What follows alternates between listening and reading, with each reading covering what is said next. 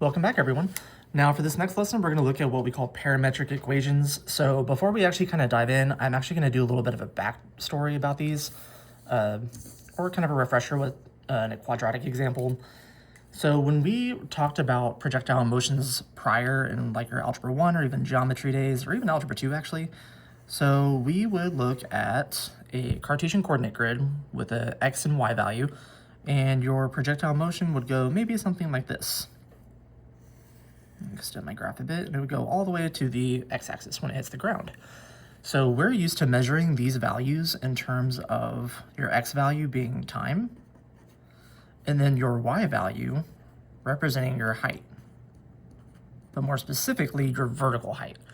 Now, this is if we're doing just your regular Cartesian coordinate grid. Now, down here, we're actually going to look at this a little bit different. So with parametrics, we're actually going to kind of add in a third variable. Now that third variable is going to have a specific name, which we call it a parameter, but we're going to get more into that in a little bit. So when we do this, now I kind of like to visualize it almost like a third axis, almost at the bottom, kind of underneath or above, however you want to do it. But what this is going to do is your third variable, your parameter, is actually going to be your t value, which is going to now represent time. So instead of your x value representing time, now we're going to have a t value representing time. And then your y value is going to still represent your height, but more specifically, instead of saying height, I'm going to say a vertical distance. And then your x value now is going to represent a horizontal distance.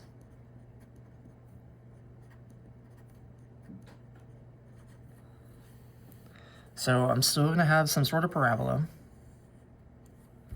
So what's going to happen is, for example, I can actually find, let's say, a t value of, I don't know, let's say 7 seconds. Now what's going to happen is I'm going to take this t equals 7, and that's going to correspond to some value on my quadratic, and then I can find the corresponding x value, and then I can also find the corresponding y value. So at time t equals 7 seconds, or minutes, or hours, or whatever we're measuring, I can find a horizontal distance which correlates to your x value, and I can also find a vertical distance which would be your y value. So it lets us find also a horizontal distance, because before, when we were measuring quadratics in terms of x and y, we couldn't find a horizontal distance, we could only find a vertical distance, which we know is the height. So using parametrics, it kind of gives us that other option where we can now find a horizontal distance. So it really kind of breaks down the equations even more. So with that, let's kind of take a look at what we're looking at. So with your parametrics, we're kind of doing this after we do vectors. So parametric equations show direction. So parametric equations are going to use two different equations to describe the behavior of the independent variable and the dependent variable. Now, respectively, the independent we know is your x value, and the dependent we know is the y value. And then what we're going to do is these are going to correspond to what we call the parameter, which is what we just talked about.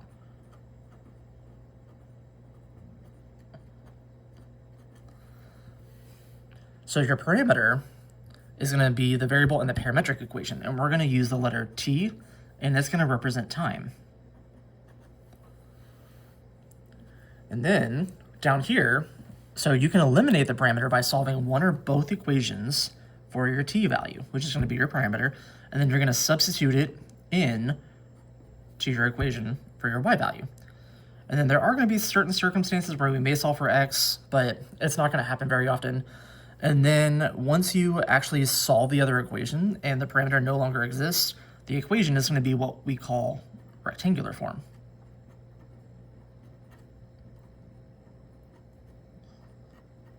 So when I say rectangular form, this may or may not sound familiar depending on if we've already covered polar or not.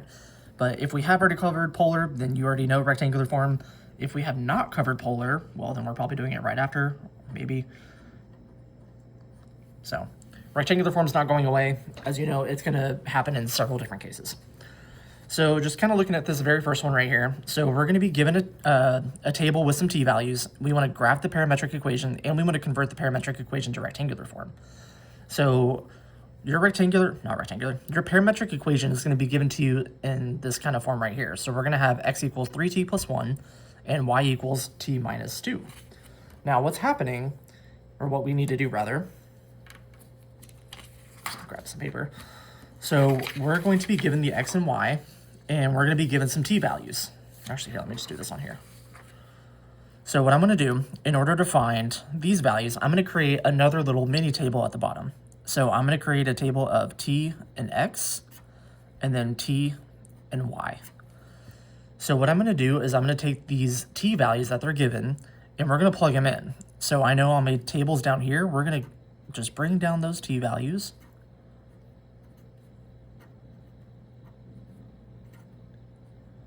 And then in order to find the corresponding x and y values, I'm going to take these t values and plug them into my parametric up here.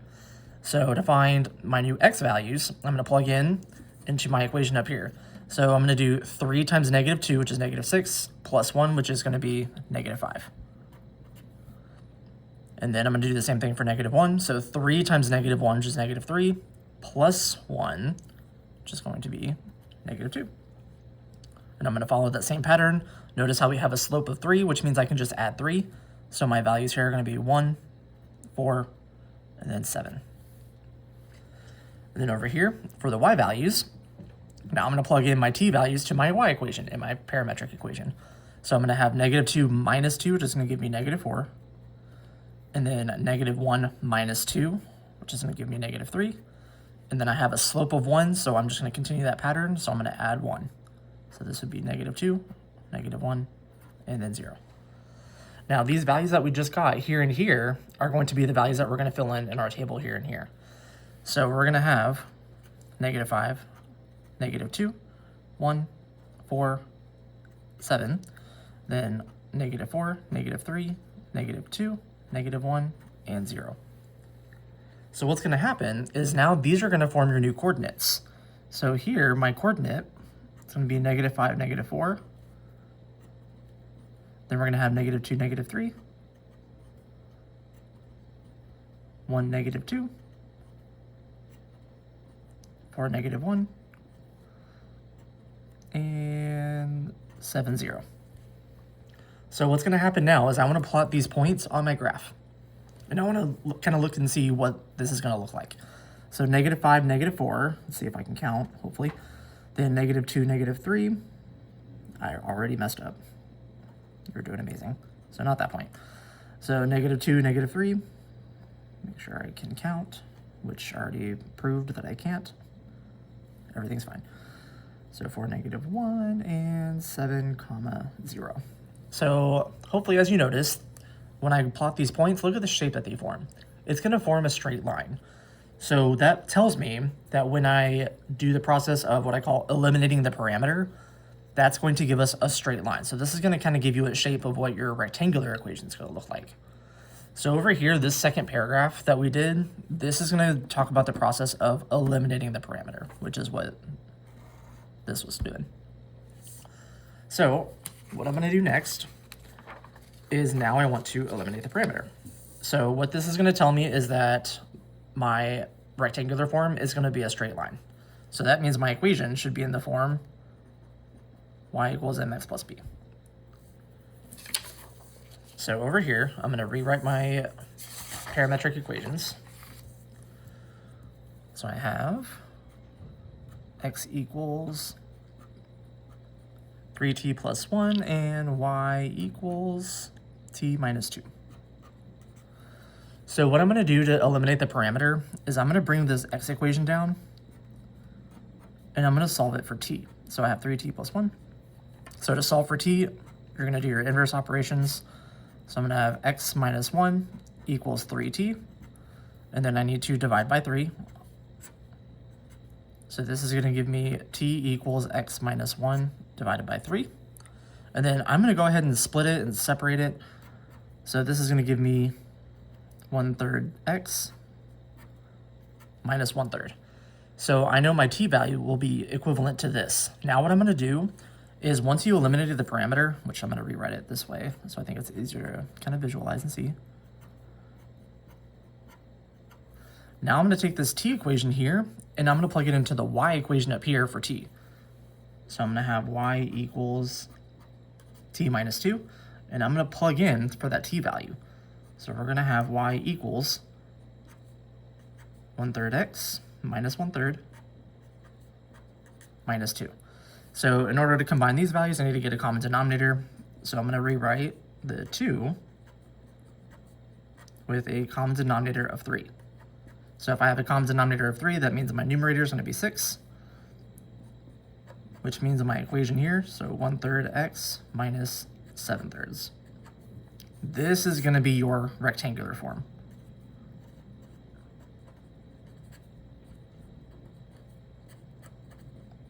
So this would be a result of eliminating the parameter.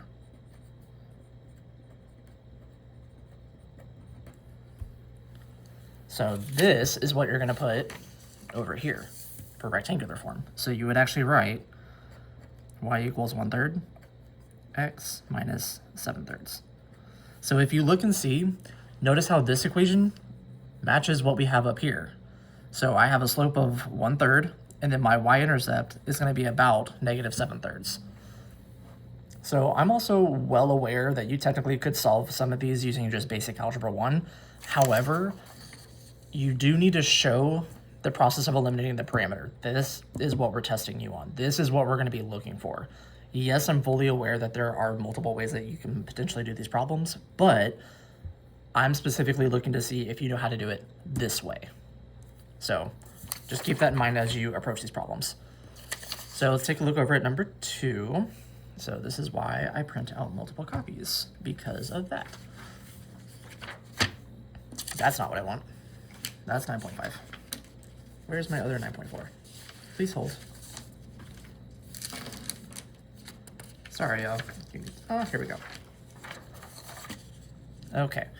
So now, where's my other copy? Just in case. Hopefully I won't need it. So now we're going to look at this next problem. So I want to look to see the motion of a particle can be described with the given parametric equations. So they're up here. And then we want to complete the table and sketch a graph to write it in rectangular form. So I'm actually going to pause here. I want you guys to kind of take a minute, and I want you guys to attempt this problem just like we did the previous problem. So if you need to pause here on this so you can kind of use this as a reference, you can. But yeah, pause here, try this one. Okay, so on this one, I'm actually going to eliminate the parameter first and then see if the equation, when I eliminate the parameter, is going to match the table and the graph. So I'm going to approach this one a little bit differently. So with this one, so I have x equals negative 3t plus 10, and I have a y value of 1/2 t plus 1. So first thing I want to do, let's get rid of that just in case so it doesn't bleed through. So I'm going to bring down my x equation. So x equals negative 3t plus 10. So once again, we're going to solve it for your t value. So I'm going to subtract 10. So x minus 10 is going to be equal to a negative 3t. And then I need to divide by a negative 3. So same idea, we're going to have t equals x minus 10 over a negative 3. I'm going to go ahead and split. So this will be x over a negative 3, and then minus 10 over a negative 3. So the way that I'm going to rewrite this, so t is going to be equal to a negative 1/3 x. So I'm just going to move the x over to the side and replace it with a 1. And then I have minus a negative, so this is going to turn into positive 10/3. So now that I have my t equation, now I'm going to come over here to my y equation. And now we're going to plug it in for your t value. So this is going to be y equals 1/2. And then negative 1/3 x plus 10/3. And then we have that plus 1. So to solve this, we're going to distribute. So this is going to be negative 1 over 6x plus 10 over 6 plus 1. Probably should have wrote my y. So now y equals negative 1/6 x plus 5/3. And then this 1, I'm going to go ahead and rewrite it in terms of a denominator of 3, which means we're going to have 3 over 3. So then this is going to turn into negative 1/6 plus 8/3. So this would be your rectangular form. So now I'm going to come back over to this part over here, and I'm going to do this a little bit backwards, which is a little unorthodox, but technically the order doesn't necessarily matter. Ha ha ha, I knew this looked weird. X plus 8/3. There we go. All right, now let's go ahead and start filling in this table. So I have 0, so plug it in, which means that we're going to get 10, and then we're going to subtract 3. So this will be 7, 4, 1, -2. And then for the y value, so I'm going to start at 1, then add a half, so now this would be 3/2, gross. And then 2, and then 2.5, which is 5/2, and 3. So let's see how this works. So we're gonna have 10, 1, just gonna be right here. Then let's do the pretty points. So 4, 2, which is gonna be 1, 2, 3, 4, about right there. Then -2, 3, which puts me right there. So yeah, these points will form a straight line, which is consistent with this. If I do the slope between these pretty points, the slope is -1/6. And then the y-intercept puts me at a little bit more than 2, so it'd be between 2 and 3, which is going to be about right there, which matches. So this works. Now I will say, as of now, the table and the graph is really just to kind of help you, but I will say we're really going to focus on just doing the rectangular form and when it comes to eliminating the parameter, the table and the graph are really just kind of here to help. So you're probably also wondering why I'm doing this on paper. Well, that should mean that I'm going to be showing you some calculator steps. Let's get rid of all that. So I'm going to go ahead and just reset my calculator, and I'm going to go back and do number 1 again with you and show you on the calculator what all this looks like. So on my calculator, I'm going to go ahead and reset first. System, reset, main memory, F1 to confirm.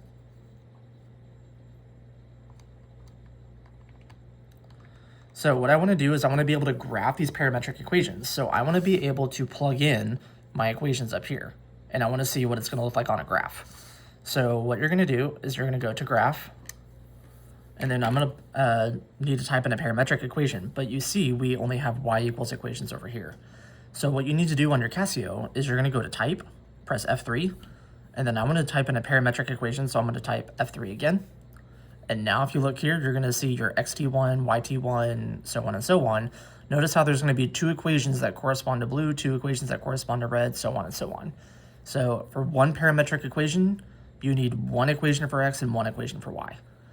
So for my x equation, I'm going to go ahead and type in 3. And then if you look at your variable key over here, you're going to see the x, theta, and t. When you're in parametric, it'll automatically type that t value for you. So 3t plus 1 for the x equation. And then for the y equation, t minus 2. So now I want to draw, and you'll notice that your equation, it's going to start only at this point right here. So what will help, you can zoom out even if you want to, I'm going to go to Shift V window, and this is where you can adjust your X-min, X-max, or your Y-min, Y-max. But if you scroll down, you can even adjust your t values. So what's going to happen is your t-min, this is going to say where your t-value is going to start graphing. Then where your max is, that's going to be where your t-value is going to stop graphing. And then the PTCH here, I don't really know what that stands for, I'm not going to lie. But this is going to be kind of the scale it's going to use for the t-value.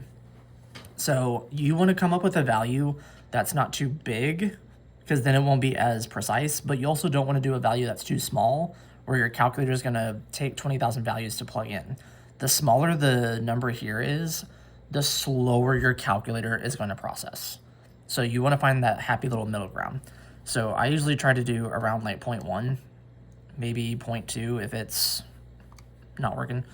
So I'll adjust that and then draw. And it gives me a good graph here. So I'm going to go back and adjust the min. Let's say I want to do like -10 to +10. So let's adjust that and see how it changes the graph. So it gives me a lot more on my graph when I adjust those values. So that would be a great kind of technique to know for this upcoming exam. So now that we plotted the parametric, now what I want you to look at is now we're going to plot the rectangular form and see how it compares. So I'm going to press exit, And then down here, if I want to plug in a rectangular form, I need this to be a y equals. So I'm going to leave my parametric equation here, and then you're going to scroll to an empty slot, and you're going to go back to type, and then y equals, and then notice how we're going back to y equals. But if I scroll up, I still have my parametric here. So if you have something input, it'll keep it there. It's only going to change over the blank slots, the blank entries. So for y2, this is where I'm going to type 1/3 x minus 7/3. So when I graph, I want to see what this is going to look like. Ta-da, they're the exact same line. And that's what's going to tell you whether you did the rectangular form conversion correctly or not. If the lines are overlapping, you're good to go. That means you did it right. So now I want to check number 2 and see how we did on this one. So once again, up here, I'm going to go ahead and check it, but watch what happens when I am in the rectangular form, but I clear the parametric. If I delete it, it's going to go back to rectangular. So if you do that, you are going to have to do the back and forth conversion when you do type.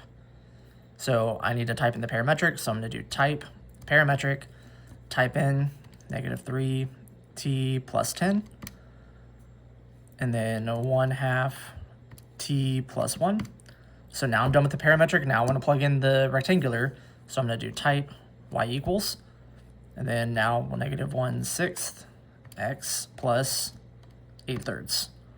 So I want to look at my rectangular graph, or not rectangular graph, I want to look at my just graph in general and see if these are going to overlap. If they overlap, that means we're good to go.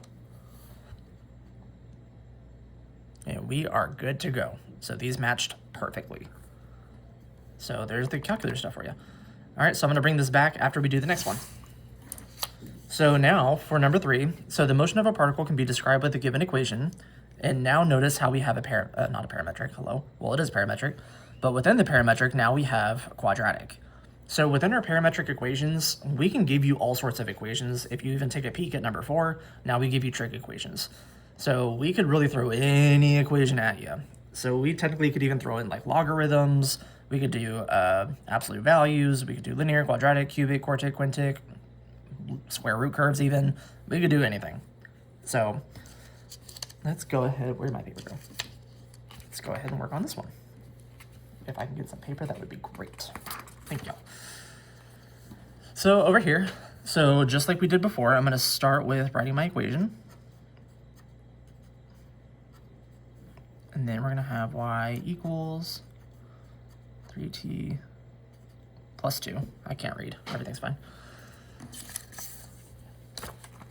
So once again, I'm going to bring down this x equation. So x equals t squared minus 1. And we're going to solve for t. So I'm going to add 1 on both sides. So x plus 1 equals t squared. So I'm going to go ahead and flip it. So t squared is going to equal x plus 1. So in order to get rid of that squared, I want to take the square root of both sides. But when you take the square root of both sides, you got to remember, we want the plus or minus.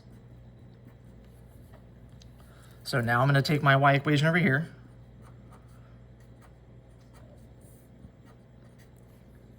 And I'm going to plug in this t value. So we're going to have y equals 3 parentheses plus or minus the square root of x plus 1.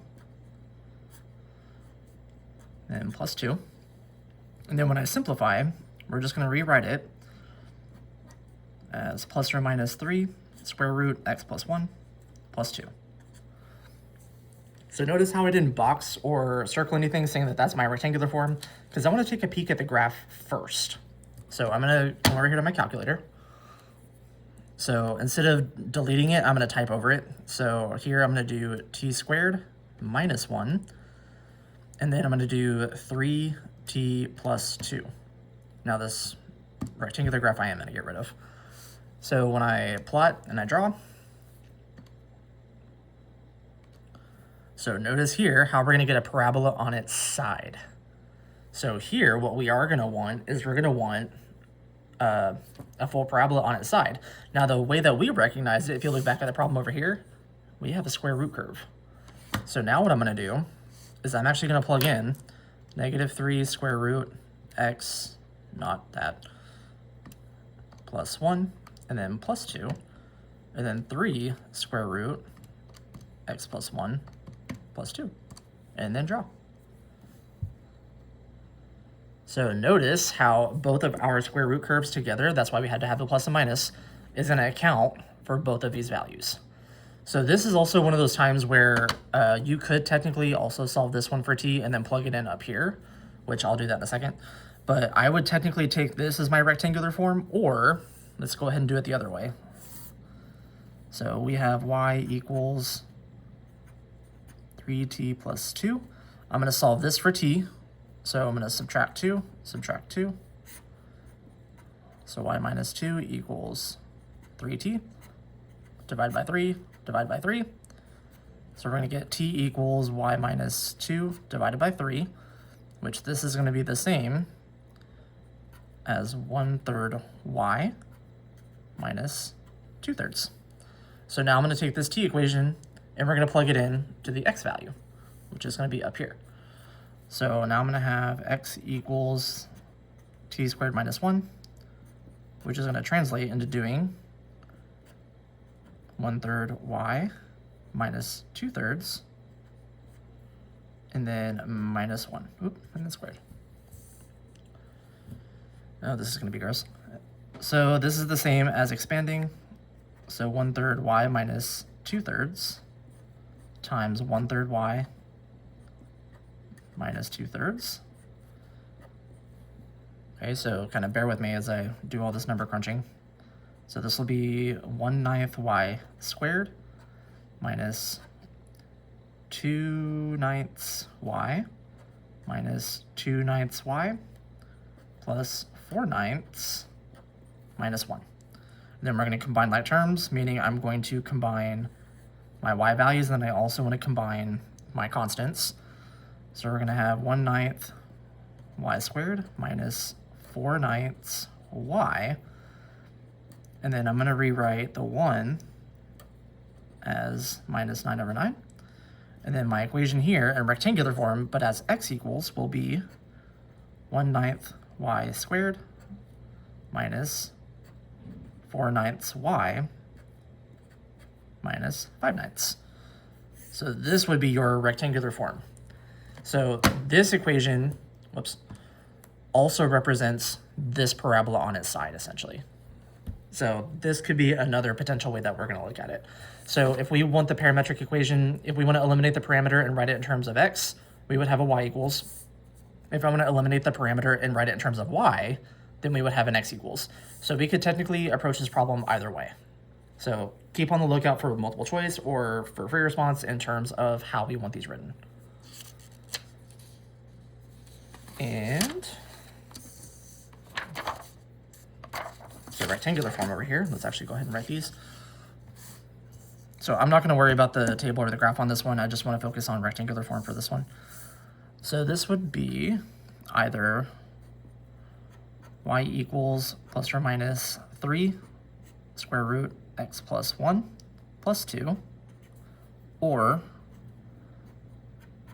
x equals 1/9 y squared minus 4/9 y minus 5/9. So if it's free response, we'll give you more indication as to which way we want it written. If it's multiple choice, you could look for either one of those. All right, and then this very last one. So now notice how we're working with your trig values. Now I'm not going to worry about converting this to rectangular form. We're just going to actually graph it and plot it. That's what we're going to worry about. So we're given this table. Over here, we are now giving you your t values in terms of radians. So over here, I'm given 5 cosine of t. So I'm going to plug in the t values. So if I do cosine of 0, that's 1. 1 times 5 is going to be 5. And then cosine of pi over 2 is 0. 0 times 5 is going to be 0. Cosine of pi is going to be -1. -1 times 5 is -5. Then cosine of 3 pi over 2 is 0. And then 2 pi is the same as 0, so this would be 5. Now for the sine values, so sine of 0 is 0. 0 times 5 is 0. And then pi over 2, we're doing sine of pi over 2, which is 1, times 5, which is going to be 5. Then sine at pi is 0. and then sine at 3 pi over 2 is -1. -1 times 5 is -5. And same as 0, it's going to be 0. So I'm going to plot 5, 0, then 0, 5, -5, 0, and 0, -5. And then when I go to 5, 0 again, notice how it's just going back to where we start. So your shape here is going to be a circle. So your trig values are going to give you some special graphs. So that's what we would kind of focus on for that. So, all right, that's all I have for y'all today. Have fun, make good choices. Bye.